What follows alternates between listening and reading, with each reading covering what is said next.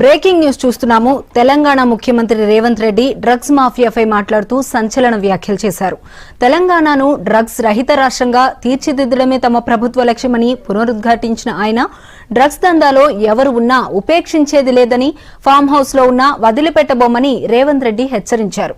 ఆయన పరోక్షంగా కేసీఆర్, కేటీఆర్లను ఉద్దేశించే ఈ వ్యాఖ్యలు చేశారని రాజకీయ వర్గాల్లో చర్చ జరుగుతోంది.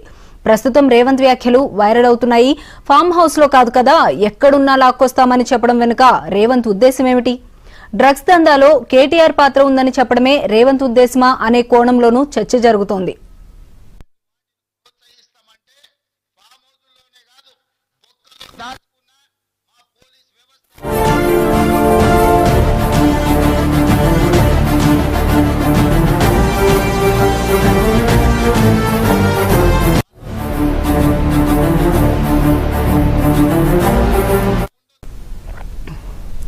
తెలంగాణ ముఖ్యమంత్రి రేవంత్ రెడ్డి డ్రగ్స్ మాఫియాపై సంచలనంగా మాట్లాడారు.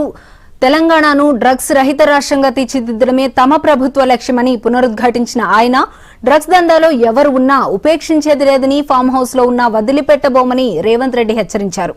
ఆయన పరోక్షంగా కేసీఆర్, కేటీఆర్లను ఉద్దేశించే ఈ వ్యాఖ్యలు చేశారని రాజకీయ వర్గాల్లో చర్చ జరుగుతోంది.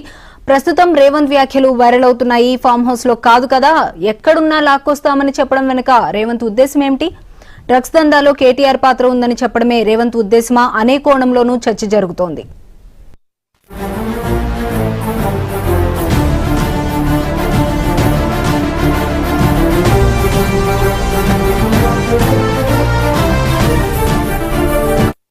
బంధువులున్నా, ఎవరు మిత్రులున్నా ఎవరిని ఈ ప్రభుత్వం వదలదు. వాళ్ళ పట్ల కఠినంగా వ్యవహరిస్తుంది. రాజకీయాలలో వాళ్ళకు హోదాలు ఉండొచ్చు, ఆ హోదాలలో ఉన్న వాళ్ళకు బంధువులు ఉండొచ్చు, ఆ బంధువులకు ఫామ్ హౌజులు ఉండొచ్చు. కానీ ఫామ్ హౌజులు డ్రగ్స్కో, గంజాయికో కేంద్రాలుగా మారి ఇలాంటి వాటిని ప్రోత్సహిస్తామంటే ఫామ్ హౌజుల్లోనే కాదు, బొక్కలో దాచుకున్న మా పోలీస్ వ్యవస్థ లాక్కొచ్చి మరి కటకటాల వెనకాల వేస్తుంది.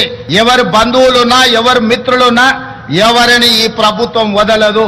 వాళ్ళ పట్ల కఠినంగా వ్యవహరిస్తుంది.